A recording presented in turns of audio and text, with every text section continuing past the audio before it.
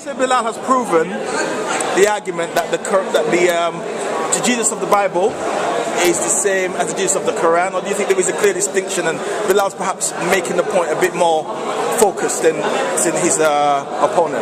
It's a good question. I think he's done something more nuanced than that. What he's shown is that the Jesus of the Synoptic Gospels is entirely different from the Jesus of John.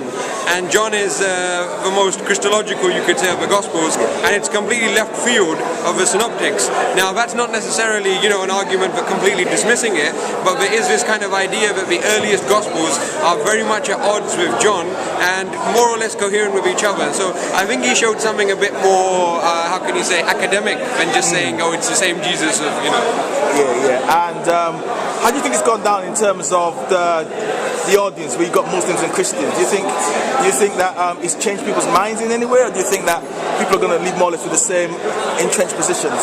Again, good point. I think what you're alluding to is very sensible. Mostly when people come to debate, they don't come to change their mind, they come to argue or to, basically put their case across.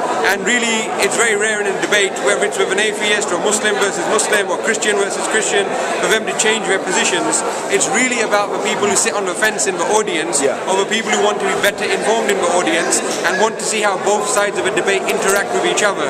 Rather than reading a book by a Christian and reading a book by a Muslim, they can see how a couple of guys who know their stuff kind of cross-examine each other. So I think debating is mainly for the audience and the fence sitters and for the people who are actually confused, because there might be Christians who are confused about this, like Paul said. So yeah. Okay. Well, thank you so much. Nice one. Shukran. Assalamu alaikum.